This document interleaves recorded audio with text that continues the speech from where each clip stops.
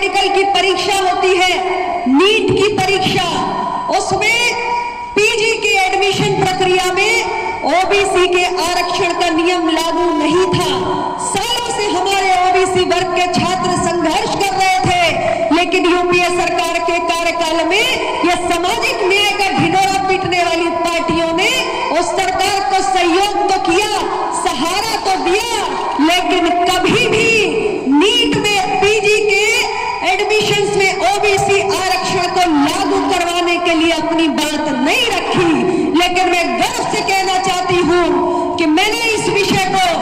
हमारी सरकार के अंदर माननीय प्रधानमंत्री श्री नरेंद्र मोदी जी के समक्ष उठाया और हमारे प्रधानमंत्री जी ने इस मसले की गंभीरता को समझते हुए इसका त्वरित समाधान भी किया और आज हमारी मेडिकल की नीट की परीक्षा में पीजी के एडमिशंस में ओबीसी का आरक्षण लागू हो चुका है। यह हमारी सरकार ने करके दिखाया है और ऐसे तमाम मसले हैं जिनको समय समय पर हमने उठाने का काम किया है और मैं पूरे विश्वास के साथ कहती हूं कि जब आप प्रतिबद्धता के साथ अपने मसलों के साथ खड़े होते हैं तो निश्चित रूप से उन मसलों का समाधान जरूर होता है। हमारी पार्टी निरंतर कहती है कि न्यायपालिका में सामाजिक विविधता होनी चाहिए, हमारी जुडिशरी में सोशल डाइवर्सिटी दिखनी चाहिए, समाज के अंदर सामाजिक संरचना में बहुत विविधता है और समाज के हर वर्ग से प्रतिभावान बच्चों को हमारे देश की न्यायपालिकाओं में निचली अदालत से लेकर सर्वोच्च अदालत तक न्यायाधीशों के पद पर बैठने का अवसर मिलना चाहिए और यह तभी संभव होगा जब भारतीय न्यायिक सेवा का ऑल इंडिया जुडिशियल सर्विसेज का गठन होगा, जब न्यायपालिका में समाज के कोने कोने से हर वर्ग से प्रतिभावान छात्रों को वहां पर प्रवेश मिलेगा, तब सही मायनों में हमारी न्यायपालिका भी पूर्ण नजर आएगी। हमारी न्यायपालिकाओं में आज बड़ी संख्या में आम व्यक्तियों के मुकदमे लंबित रहते हैं क्योंकि हमारे पास पर्याप्त संख्या में न्यायाधीश नहीं है। इतनी सारी पेंडेंसीज हैं, अगर हमें पर्याप्त संख्या में हमारे पास न्यायाधीश नहीं होंगे तो आम जनता इसी प्रकार अदालतों की ठोकरें खाती रहेगी और इसलिए जरूरी है कि भारतीय न्यायिक सेवा के माध्यम से प्रतिभावान बच्चों को मौका मिले और उन सभी को न्यायपालिका में प्रवेश मिले। ऐसा अपना दल का मानना है कि एक सामान्य व्यक्ति, उसका बहुत सारा समय, बहुत सारी ऊर्जा और बहुत सारा धन अदालतों के चक्कर काटते काटते नष्ट होता है, उसे बहुत सारी दुश्वारियों और तकलीफों से होकर गुजरना पड़ता है। लेकिन अगर हमारे पास पर्याप्त संख्या में न्यायाधीश हो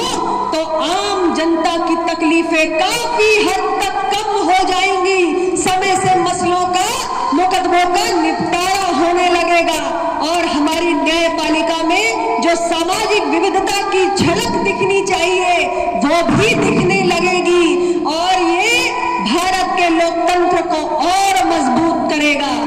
ऐसा मैं इसलिए कह रही हूं क्योंकि भारत दुनिया का सबसे बड़ा लोकतंत्र है। भारत दुनिया का सबसे बड़ा लोकतंत्र है और जो लोकतंत्र जितना अधिक समावेशी होता है उतना अधिक सशक्त होता है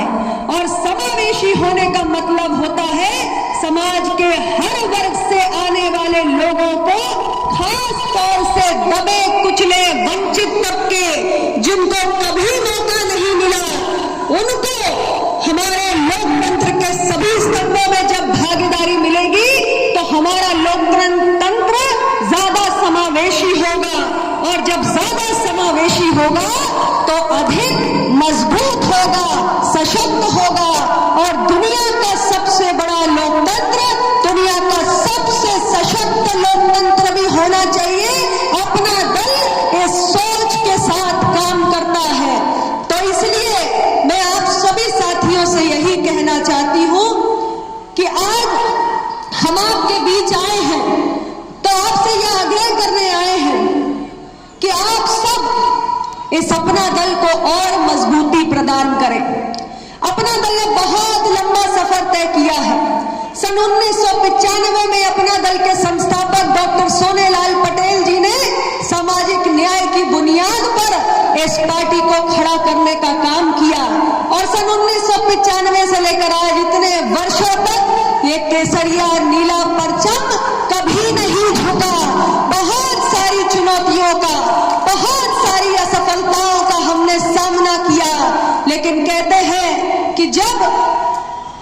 आप अपनी वैचारिक प्रतिबद्धताओं के साथ कभी समझौता नहीं करते हैं तो भले ही समय लग जाए, लेकिन सफलता कदम जरूर चूमती है।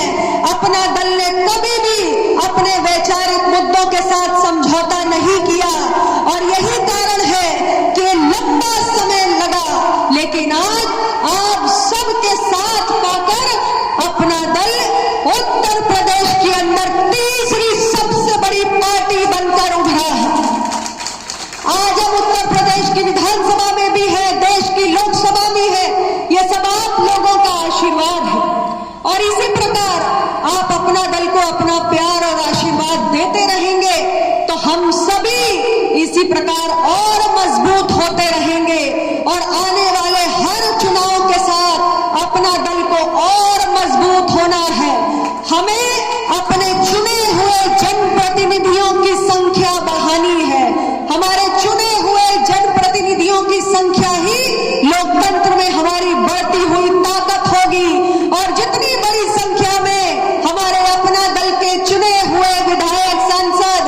देश और राज्य के सदन में पहुंचेंगे, उतना ही हमारी पार्टी की विचारधारा को मजबूती मिलेगी। अपना दल के एजेंडा को सदन के पटल पर रखने में हमें मजबूती मिलेगी। तो आज के इस अवसर पर मैं पुनः आप सभी साथियों